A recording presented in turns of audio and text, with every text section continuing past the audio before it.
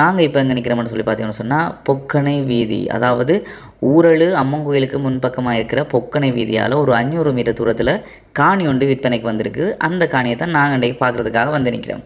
இந்த காணியானது எதுக்கிட்ட இருக்குன்னு சொல்லி பார்த்தீங்கன்னு சொன்னால் உரும்புராய், அதாவது யாழ்ப்பாணத்துலேருந்து பார்க்க யாழ்ப்பாணம் உரும்புராய் ஊரல், யாழ்ப்பாணம் உரும்புராய் மடத்தடியை தாண்ட அம்மன் கோயில் போகிறதுக்கு முதல் பொக்கனை வீதி என்று இறங்குது. அந்த வீதியால் ஒரு 500 மீட்டர் தூரம் வரை தான் இந்த காணி அமைய பெற்றிருக்கிறது.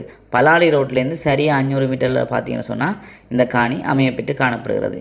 இந்த காணியை பார்க்குறதுக்காக ஃபுல்லாக ஒரு தேர் ரோட்டால் அப்படியே போக ஒரு பெண்ட் ஒன்று திரும்புது. அதில் இடது கை பக்கம் திரும்பி நாங்கள் போக இந்த காணிக்கு செல்லக்கூடியதாக இருக்கும். பார்த்தீங்கன்னு சொன்னால் இந்த மதிலோடு சேர்ந்த இந்த காணி தான் இப்போதைக்கு விற்பனைக்கு வந்திருக்கிறது. பார்த்திங்கன்னா மெயின் தேர் ரோடு, அதில் கரண்ட் வயர் போய்கொண்டிருக்குது. பார்த்திங்கன்னு சொன்னால் இது ஒரு பெரிய 12 அடி பாதை.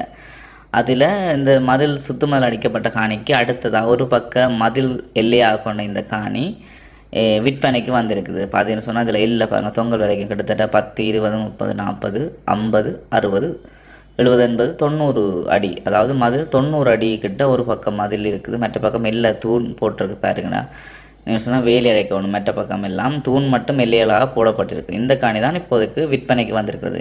இந்த காணியின் அளவு பார்த்தீங்கன்னு சொன்னால் 3.6 பரப்பு, கிட்டத்தட்ட 3 பரப்பும் 10.9 2 குழியும் காணப்படுகிறது. இந்த காணி தான் இப்போ எங்களுக்கு விற்பனைக்கு வந்திருக்கு. அதோட பார்த்தீங்கன்னு சொன்னால் இதுக்கு கொஞ்சம் 2 காணி தள்ளி ஒரு முருகன் கோயிலும் அமைய பெற்றிருக்கிறது. அப்படியே சுற்றி பார்த்தீங்கன்னு சொன்னால் முருகன் கோயிலுக்கு பின்பக்கத்தால் வர்ற பாதையும் இந்த பாதையோட ஜாயிண்ட் ஆகுது. இதுக்கு முன்னுக்கு ஒரு காணி, இதோடு சேர்ந்த காணிகள் தான் பிரிக்கப்பட்டு விற்கப்பட்ட காணிகள். இந்த முன்காணி சுத்துமதில் போட்டு தோட்டமாக பாவிக்கப்படுகிறது. இது ஃபுல்லாகவே சிவப்பு, அதாவது செம்மண் காணி. அதோட பார்த்தீங்கன்னு சொன்னால் கிணறு இருக்குது.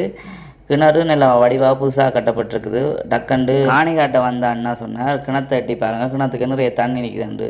அப்போ நானும் ஒரு எட்டி பார்த்தேன்.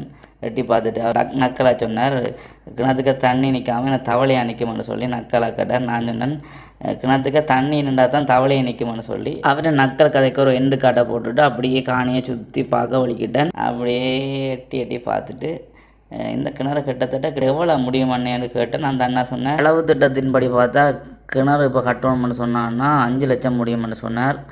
அப்படியா, இந்த 3.6 பரப்புக்கு எவ்வளோ முடியுமண்ணே, மொத்தமாக ஏன் அவையில் விற்கணும்னு சொல்லி கேட்டேன். தம்பி எல்லாருக்கும் காசு தேவை தான், இப்போ அவசரமாக கொடுக்க போகிறார் இவர். இப்படியே என்ன விலையாண்ணா கிணத்தோடு என்று கேட்டால் அவர் சொன்னார், அப்படியே 50 லட்சம்னு சொல்லி இந்த காணியை உடனே வாங்கணும்னு சொன்னால் இந்த நம்பருக்கு தொடர்பு கொண்டு இந்த காணியை ஃபுல்லாக சுற்றி பார்த்து இந்த காணியை வாங்கி கொள்ளுங்க.